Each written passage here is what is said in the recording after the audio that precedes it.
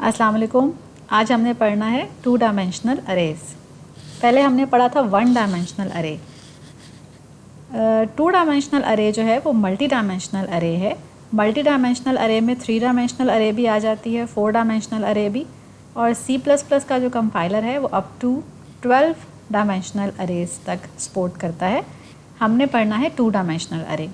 2 dimensional अरे जो है उसे टेबल या मैट्रिक्स भी कह सकते हैं। इसकी वजह ये है, ये शेप देखें, इसकी जो वैल्यूज़ हैं 2 डायमेंशनल अरे में वो कुछ इस तरह स्टोर होती हैं रोज़ और कॉलम्स की सूरत में। तो एक टेबल की फॉर्म ये ले लेती हैं। इसके अलावा इन्हें मैट्रिक्स भी कह सकते हैं। मैथमेटिक्स में आपने जो मैट्रिक्स पढ़े हैं उनकी भी यही शेप होती है, रोज़ और कॉलम्स उसमें अलग-अलग होते हैं। A 2 dimensional array consist of columns and rows. Each element of 2 dimensional array is referenced by its index values are subscripts. Index value 1 dimensional अरे में भी थी और पहली इंडेक्स वैल्यू हमेशा 0 होती है, अगर आपको याद हो। तो यहाँ पर भी इंडेक्स वैल्यू मौजूद है और एक एलिमेंट एक्सेस करने के लिए, चाहे वो पहला है, दूसरा है, लास्ट है, उसको एक्सेस करने के लिए हमें 2 सबस्क्रिप्ट्स चाहिए हैं 2 डायमेंशनल अरे में। ये 2 सबस्क्रिप्ट्स क्या हैं? ये 2 सबस्क्रिप्ट हैं रो वैल्यू और कॉलम वैल्यू।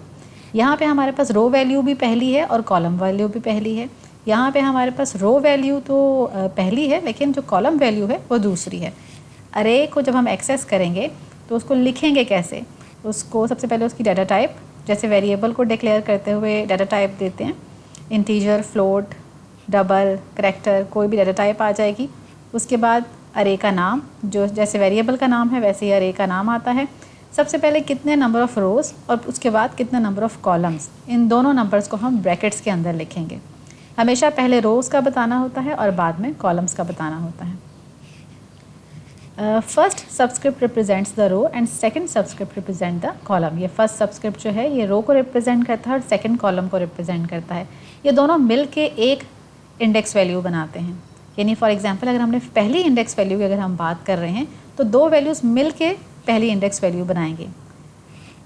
अरे जो है 2 डायमेंशनल अरे, उसकी पहली इंडेक्स वैल्यू में रो नंबर भी 0 होता है और कॉलम नंबर भी 0 होता है। जब हमने 1 डायमेंशनल अरे पढ़ी तो उसमें भी पहली इंडेक्स वैल्यू जो थी वो 0 थी। तो 2 डायमेंशनल अरे में भी जो पहली इंडेक्स वैल्यू है उसमें रो भी 0 है, कॉलम भी 0 है। उसके बाद जब हम सेकंड नंबर पर आ जाते हैं तो ये रो तो 0 ही रहेगी, क्योंकि पहली रो 0 और दूसरी रो जो है वो 1 होती है। तो रो 0 रहेगी, लेकिन जो इंडेक्स वैल्यू है कॉलम की वो हो जाएगी 1, 0, 1। अगर हम अरे को डिक्लेयर करेंगे अपने प्रोग्राम में तो ये एक अरे डिक्लेयर की हुई है इंटीजर। अरे का नाम है टेम्प, ये उसकी डाटा टाइप है और ये उसकी नंबर ऑफ़ रोज़ और यहाँ पे उसके नंबर ऑफ़ कॉलम्स हैं कि टोटल कितने नंबर ऑफ़ रोज़ और नंबर ऑफ़ कॉलम्स जो हैं वो उस अरे में होंगे। तो ये जो 2 और 3 है ये यही अरे है कि इसमें 2 रोज़ हैं और 3 कॉलम्स हैं। अगर 3 और 2 होते तो नंबर ऑफ़ रोज़ 3 होती, यहाँ पे एक और रो होती और कॉलम्स 2 होते अगर हम इसके मुताबिक चलते तो। यहाँ पे एक अरे है जिसको हमने इंटीजर डाटा टाइप के साथ डिक्लेयर किया है। उस अरे का नाम है ABC। इसमें 12 रोज़ हैं और 3 कॉलम्स हैं। ये अरे को डिक्लेयर करने का तरीका है, जब हम अपना प्रोग्राम शुरू करेंगे तो हम अरे को ऐसे डिक्लेयर करेंगे, 2 डायमेंशनल अरे को, जिसमें रोज़ अलग से और कॉलम्स को अलग से बताना होगा। Total number of elements in this array are 12 multiply by 3 is equal to 36। अगर हम इनको काउंट करेंगे तो टोटल 36 अरे के एलिमेंट्स बनते हैं। The first index value for the row is 0 and the last value is 11। अगर इसमें 12 रोज़ हैं हमारे पास, रो नंबर कितना है? 12 टोटल नंबर ऑफ़ रोज़ हैं हमारे पास। तो पहली जो इंडेक्स वैल्यू है पहली रो की वो 0 होगी और जो लास्ट रो की वैल्यू है वो 11 होगी। ऐसे ही हमारे पास 3 कॉलम्स हैं, तो पहला जो कॉलम है वो 0 कॉलम होगा और जो लास्ट कॉलम है वो 2 होगा। 0, 1, 2 ये 3 कॉलम्स होंगे और 0 से लेकर 11 तक हमारे पास जो है नंबर ऑफ़ रोज़ हैं। ये इनकी इंडेक्स वैल्यूज़ हैं। डाटा को एंटर करवाना हो अरे में या डाटा को एक्सेस करना हो, हमने इंडेक्स वैल्यू देनी होती है, तो इंडेक्स वैल्यू हमेशा 0 से स्टार्ट होती है।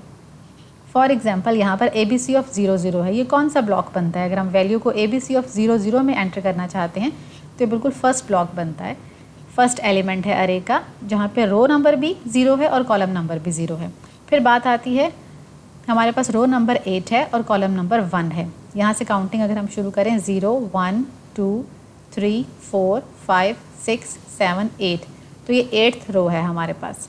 और कॉलम नंबर 1 है, ये कॉलम नंबर 0 है, ये कॉलम नंबर 1 है, ये कॉलम नंबर 2 है। तो ये बनता है हमारा सेल जिसमें रो नंबर 8 है और कॉलम नंबर 1 है। ऐसे ही जो बिल्कुल लास्ट सेल बनेगा हमारी 12x3 की जो ये अरे है, उसका जो बिल्कुल लास्ट सेल बनेगा उसमें रो नंबर 11 होगा और कॉलम नंबर 2 होगा, 0 1 2। तो इस तरह से हमने ये नंबरिंग का ख्याल रखना है रो को एक्सेस करते हुए और रो में वैल्यूज़ को इंसर्ट करते हुए। Data is entered into individual elements of a 2 dimensional अरे। हर एक जो अरे का एलिमेंट है उसमें डाटा सेपरेट एंटर होगा। इसका एक सेपरेट रो नंबर और कॉलम नंबर है, इसको सेपरेटली एक्सेस करेंगे, इसको सेपरेटली करेंगे, इसको सेपरेटली करेंगे। हर एक जो सेल है उसको सेपरेटली करेंगे, हर एक इंडिविजुअल एलिमेंट ऑफ अरे। नेस्टेड लूप्स हम यूज़ करते हैं नॉर्मली डाटा को अरे में, 2 डायमेंशनल अरे में एंटर करवाने के लिए और एक्सेस करने के लिए। नेस्टेड लूप्स हम कैसे यूज़ करते हैं ये हम एक प्रोग्राम बना के तो उसकी मदद से देखते हैं। जब हम नेस्टेड लूप्स यूज़ करते हैं तो हम जो हमारा आउटर लूप है या अपर लूप जिसको कहते हैं या आउटर लूप कहते हैं, वो नॉर्मली रोज़ को एक्सेस करता है और जो इनर लूप है वो एक्सेस करता है कॉलम्स को, उस रो के कॉलम्स को। आपको पता है कि आउटर लूप की हर एक आइट्रेशन के लिए इनर लूप अपनी तमाम आइट्रेशंस कंप्लीट करता है। तो जब आउटर लूप की आइट्रेशन 0 होती है, रो नंबर 0 होता है, तो इनर लूप जो है वो तमाम कॉलम्स को एक्सेस करता है, जितने भी कॉलम्स मौजूद हैं उस रो में। फिर जब आउटर लूप की आइट्रेशन बदलती है और 1 पे जाती है तो इनर लूप फिर स्टार्ट से एंड तक तमाम कॉलम्स को एक्सेस करता है। तो इस तरह हम नेस्टेड लूप्स को यूज़ करते हुए रोज़ के अंदर डाटा जल्दी एंटर करवा सकते हैं और रोज़ और अरेज़ के अंदर, और अरेज़ का डाटा जल्दी एक्सेस कर सकते हैं अगर हम नेस्टेड लूप्स यूज़ करें। अब हम चलते हैं और एक प्रोग्राम बना के देखते हैं कि वो जो प्रोग्राम है हमारा वो कैसे बनेगा अरेज़ का। हम एक अरे बनाएंगे, उसके अंदर हम वैल्यूज़ को एंटर करेंगे और हम वैल्यूज़ को उसके बाद एक्सेस करेंगे नेस्टेड लूप्स की मदद से। वो अरे कैसी होगी, ये मैंने थोड़ा सा डिज़ाइन इसका बनाया हुआ है और मैंने इसको कमेंट्स में बंद किया हुआ है। आप गेस कर सकते हैं कि ये कितने बाय कितने की अरे है। फॉर एग्ज़ाम्पल ये एक इंटीजर अरे है, इसका नाम हम रखते हैं टेम्प, TEMP। सबसे जो बड़ी ब्रैकेट है वो यूज़ करनी है, उसमें सबसे पहले नंबर ऑफ़ रोज़ बतानी है और फिर नंबर ऑफ़ कॉलम्स बताने हैं। कितनी रोज़ हैं यहाँ पे? 1 2 3, 3 रोज़ हैं। और कितने कॉलम्स हैं? 2 कॉलम्स हैं। ये हमारे पास एक 3 बाय 2 की अरे है, 2 डायमेंशनल अरे। 1 डायमेंशनल अरे में सिंगल वैल्यू आती थी अरे के नाम के साथ, और 2 डायमेंशनल अरे में डबल वैल्यू आएगी, एक रो के लिए और एक कॉलम्स के लिए। अब हम अपना प्रोग्राम शुरू करते हैं। फॉर लूप यूज़ कर रही हूँ मैं, आउटर लूप भी फॉर यूज़ कर रही हूँ, इनर लूप भी फॉर यूज़ कर रही हूँ। मुझे ऐसा लगता है कि फॉर लूप से ज़रा आसानी रहती है काम करने में। 2 हम वेरिएबल्स ले लेते हैं मज़ीद, i x और y ले लेते हैं, x y। और x इज़ इक्वल टू 0, 0 से स्टार्ट करना है नंबर ऑफ़ रोज़ के लिए और 2 तक जाना है, 0 1 2 3 rows. x less than equal to 2 x plus plus.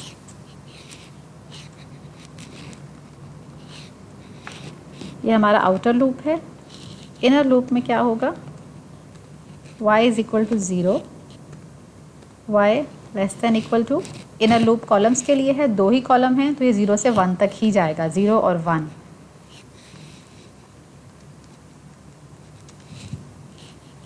y plus plus.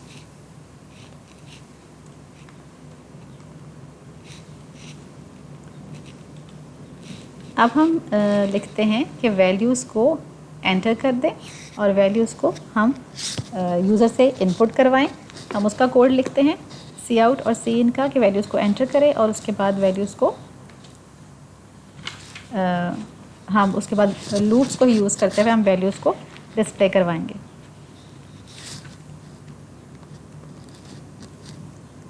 C out, इसमें आ जाएगा एंटर,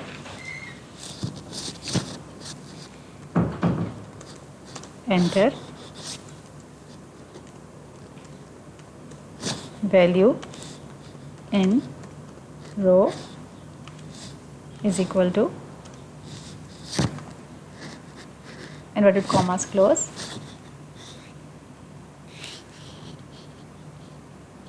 x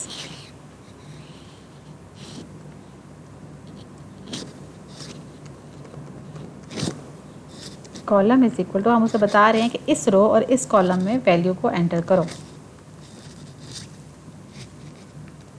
हमने रो के लिए x और कॉलम के लिए y लिया है। आउटर लूप में हम जो लेंगे वो ऑटोमेटिकली रो के लिए यूज़ हो जाएगा, चाहे x लें, चाहे ABC लें, चाहे R लें। जो इनर लूप में लेंगे वो कॉलम के लिए यूज़ हो जाएगा।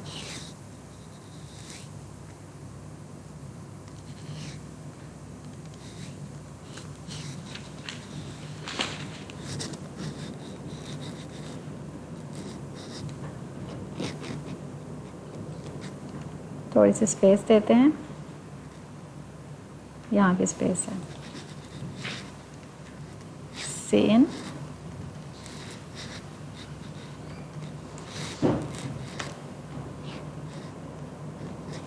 अरे का नाम था टेम्प ऑफ x और टेम्प ऑफ y। इससे क्या होगा जब लूप चलेगा, हर दफ़ा जब लूप चलेगा तो ये लाइन आउटपुट स्क्रीन पर लिखी आएगी, enter value in row x column y। जब रो 0 होगी तो आउटपुट स्क्रीन पर लिखा आएगा, enter value in row 0 and column 0। जब रो 1 होगी तो enter value in row 1 column 1, जो भी जैसे भी वैल्यू चल रही होगी। अब जब ये लूप चलेगा होगा क्या, होगा ये, सबसे पहले x की वैल्यू 0 है, x की वैल्यू 0 के लिए हम इनर लूप में आ गए, x में 0 है, अब y में भी 0 है। आउटपुट स्क्रीन पर लिखा आएगा, enter value in row 0 column 0। ये बिल्कुल जो ये वाला हिस्सा है, ये वाला बिल्कुल मोस्ट लेफ्ट एंड टॉप पे ज़ीरोथ वैल्यू है, 0 रो एंड 0 कॉलम, ठीक है। इसमें वैल्यू एंटर हो जाएगी जब हम x और y को यहाँ लिखते हैं। तो x में 0 है, y में भी 0 है। जब हम इस तरह यूज़र से इनपुट करवाएंगे, दोनों में 0 0 है, तो इसकी पहली वैल्यू फिल हो जाएगी। उसके बाद इनर लूप दोबारा आइट्रेशन करेगा। अभी इनर लूप की जो कंडीशन है y less than equal to 1 वो फॉल्स नहीं हुई। आउटर लूप की पहली आइट्रेशन के लिए इनर लूप अपनी दूसरी आइट्रेशन करेगा। अब y की वैल्यू 1 है। अब जब y की वैल्यू 1 है तो आउटपुट स्क्रीन पर लिखा आएगा, एंटर वैल्यू इन रो 0, क्योंकि x में अभी 0 ही है। अभी इनर लूप ने अपनी दोनों आइट्रेशंस कंप्लीट करनी है, y इज़ इक्वल टू 0 के लिए भी और y इज़ इक्वल टू 1 के लिए भी। तो लिखा आएगा, enter value in row 0 and column 1। अब यहाँ पे 0 और यहाँ पे 1 है, तो रो 0 ये है, लेकिन कॉलम 1 इसका कौन सा है, ये वाला। अब यहाँ पे वैल्यू एंटर होगी। जब y 2 दफ़ा चल गया उसके बाद इनर लूप में y की वैल्यू 2 हो जाएगी। जब y की वैल्यू 2 हो गई तो ये कंडीशन फॉल्स है, तो ये एग्जीक्यूट नहीं होगी लूप की बॉडी, और वो आउटर लूप में कंपाइलर अब चला जाएगा। अब जब कंपाइलर आउटर लूप में जाएगा तो अब x की वैल्यू हो जाएगी 1। x की वैल्यू 1 के लिए एक दफ़ा फिर वो इस बॉडी में दाखिल होगा, x इस लूप की बॉडी में दाखिल होगा, और इस लूप की बॉडी में दाखिल होकर उसके बाद वो सबसे पहले y की वैल्यू दोबारा से 0 हो चुकी है। y की वैल्यू दोबारा से 0 हो चुकी है, तो उसके लिए लिखा आएगा, enter value in row 1 y की वैल्यू 0। ये हमारी रो 1 है और इस पर y की वैल्यू 0 कौन सी है, ये पहले वाली। इस तरह x की वैल्यू 1 के लिए भी y की वैल्यू 0 और 1, और फिर लास्ट टाइम x की वैल्यू 2 के लिए y की वैल्यू 0 और 1। इसके लिए वैल्यूज़ जो हैं वो हम इनपुट करते रहेंगे। इतने हिस्से को हम रन करके देखते हैं, फिर हम उसके बाद वैल्यूज़ को एक्सेस करेंगे। Enter value in row 0 column 0, मैं करती हूँ 3 एंटर, फिर मैं करती हूँ 4 एंटर, फिर 3, फिर 4, फिर 3, फिर 4। उसने पहले 0 रो के लिए, फिर 0 रो 1 के लिए, फिर रो 2 के लिए कॉलम्स की दोनों वैल्यूज़ को ले लिया है। अभी एंटर करने पे कुछ नहीं आएगा। अब हम इन वैल्यूज़ को डिस्प्ले करवाएंगे। डिस्प्ले करवाने के लिए भी हम यही 2 लूप्स यूज़ करेंगे। आई होप कि आपको समझ आ रही है।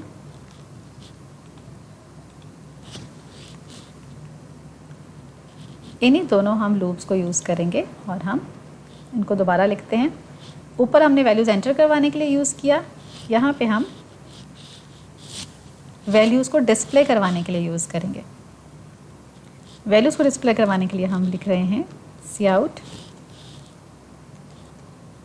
Temp of x y। ये हमारी वैल्यूज़ डिस्प्ले हो जाएंगी। लेकिन वैल्यूज़ को हमने डिस्प्ले करवाना किस तरह है, हमने उनको एक टेबल और एक मैट्रिक्स की फॉर्म में डिस्प्ले करवाना है। उसके लिए हमें क्या चाहिए है, हमें ये चाहिए है कि ये इस तरह से बग़ैर किसी फासले के और बग़ैर किसी न्यू लाइन पे आए, हर वैल्यू आगे ही ना लिखी चली जाए, वैल्यूज़ को इस तरीके से नज़र आना चाहिए, इस तरीके से ये मैंने बनाया हुआ है। तो उसके लिए क्या है कि हर दफ़ा जब इनर लूप अपनी आइट्रेशन कंप्लीट करे, y की वैल्यू 0, y की वैल्यू 1, इन दोनों के बाद फिर end of line operator use करें और नेक्स्ट लाइन पे आएँ। इसका मतलब ये है कि हर दफ़ा जब नई रो स्टार्ट हो तो नेक्स्ट लाइन पर आएँ। यानी जो हमारा इनर लूप है उसके लिए हमें नेक्स्ट लाइन पे आने की ज़रूरत नहीं है, लेकिन आउटर लूप के लिए हमें नेक्स्ट लाइन पे आने की ज़रूरत है। तो हम इनर लूप से बाहर और आउटर लूप के अंदर लिखते हैं and L operator, end of line operator. अब हम देखते हैं कि हमारा रिज़ल्ट क्या आया है। 3, 4, ये देखिए जब हमने वैल्यूज़ को एक्सेस किया तो बिल्कुल इस तरीके से हमारे सामने डिस्प्ले हो गई, एक टेबल की फॉर्म में, एक मैट्रिक्स की फॉर्म में हमारे सामने डिस्प्ले हो गई। हम चाहें तो इनके दरमियान में फासला भी कर सकते हैं। तो इस तरीके से जो हमारा 2 डायमेंशनल अरे है वो काम करता है कि हमें हर इंडेक्स के लिए एक रो की और एक कॉलम की वैल्यू देनी होती है, और नंबर ऑफ़ रोज़ और नंबर ऑफ़ कॉलम्स जितने हम चाहते हैं वो हम सबसे पहले जब डिक्लेयर कर रहे होते हैं वेरिएबल को, अरे के वेरिएबल को, उस वक्त ही हम उसमें मेंशन कर देते हैं। और इस तरीके से नेस्टेड लूप की मदद से हम उसमें वैल्यूज़ को एंटर करवाते हैं, वैल्यूज़ को एक्सेस करते हैं नेस्टेड लूप की मदद से। कोई से भी लूप्स आप यूज़ कर सकते हैं, मैंने फॉर लूप्स यूज़ किए हैं। हम लूप्स को यूज़ किए बगैर भी अरे में वैल्यूज़ एंटर करवा सकते हैं, बिल्कुल खुद हर दफ़ा हम खुद से भी वैल्यू लिख सकते हैं, टेम्प ऑफ 0, 0, टेम्प ऑफ 0, 1, लेकिन वो तरीका जो है उसमें ज़रा टाइम लगता है। यानी हम ये भी कैसे कर सकते हैं कि आप यूज़र से वैल्यूज़ एंटर करवाएं सी इन में टेम्प ऑफ 0, 0 के 0th रो और 0th कॉलम पे वैल्यू एंटर कर दो, फिर हम लिखें कि अब दूसरी वैल्यू एंटर करो। हम ये भी कर सकते हैं, लेकिन सिर्फ मसला ये है कि ये एक लंबा तरीका है। अगर हम लूप की मदद से चलेंगे तो हमारे लिए आसानी हो जाएगी।